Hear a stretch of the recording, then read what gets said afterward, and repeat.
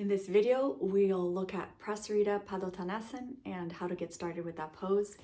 If you've been following the Developing Your Yoga Practice playlist, it's a playlist where I go over maybe a few very important basic poses that you can use to start your practice, or you can check out some nice tips if you already have a practice going. So here we go, Prasarita Pradottanasana. So to start out on this pose, I'm going to show you the difference between tucking and untucking, because you'll need to rotate the legs in, the top of the femurs in, and untuck the pelvis for this pose. So here's what that looks like. Okay, so if I'm on my mat and I can bend the knees here so that I have a neutral spine, that's what I'm aiming for. Sometimes we're a little bit more arched or more tucked, but somewhere in there we can have the normal healthy curves of the spine, or as close to it as we can. So as I straighten my leg here, I can untuck my pelvis. So I'm exaggerating, I'm causing it like a slight back bend. Or if I have the help of my feet on the ground, I can tuck the pelvis. So untuck and tuck. So think of tuck as you're tucking it under, you remove that extra arch in the lower back, and untucking, you introduce this movement of an arch in the lower back. Also, if I have inner rotations of my thigh, this is what I mean. The thigh is going to rotate in, so I'm going to literally rotate the thigh in. Some poses you rotate the thigh out. On this one is in. And in the beginning, you just have that sensation, or you have that intention to roll it in. They might not necessarily be able to access it, but at least you have that. And the last thing that I'll say is this wide sensation in the sacrum. So if I grab my hands here around my hips and I move the hands towards the front, I have this sensation that I'm creating space in this region. So I'm essentially rolling these hip bones towards one another, creating space in the sacrum. So I'm not creating a jam back here and narrowing the space in my lower back.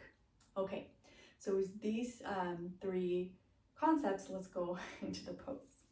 So as you have seen from standing in Tadasana, one of the first videos of this series, we talk about the foot and how there's 4 points underneath each mound of the big toe and the little toe, and a point in 2 points back in the heel. So you press those points down and you start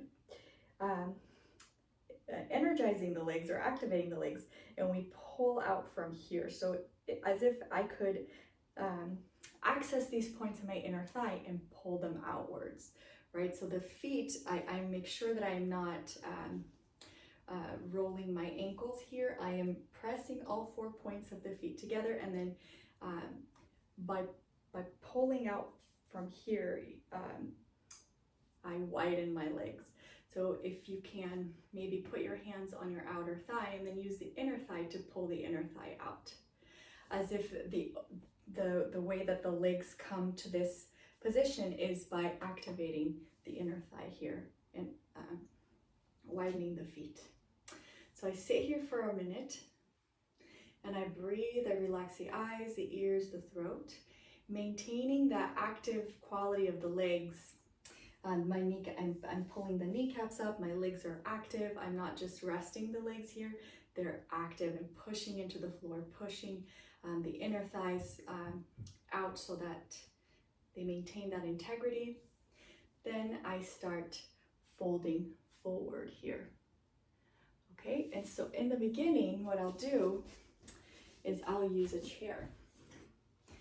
So I'll have my chair here.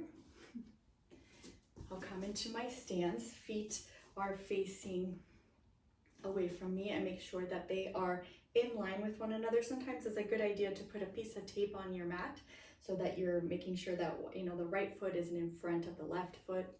And before I come down, I start thinking about the groin.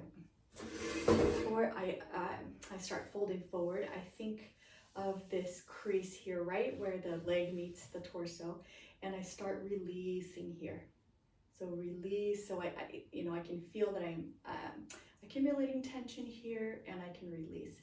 If this is all I can do for now, that's fine. You start here.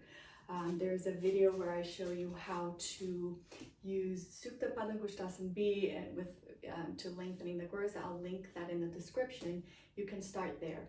But if you can come here about 2 feet on either side, or 1.5 feet on either side of the center line is the approximate distance. So I really start breathing and releasing any tension here in the groin. Once I have a little softness, a little space in the groin, then I come and I start folding forward, and I use my chair, and I can put my elbows in the chair here, and I start working here. So you just hang out here, and what you do here is, I'll show you in a different angle. So you're here on your pose, and you're gonna start untucking the pelvis. So this is the pelvis tucked, and I'm going to, not by bringing the floating ribs forward, but by just bringing the sit bones up to the ceiling and untucking. So it's the inner rotation of my leg and untucking the pelvis. So I work on that until I start gaining some mobility in that area and my rotators and doing that. Once I'm able to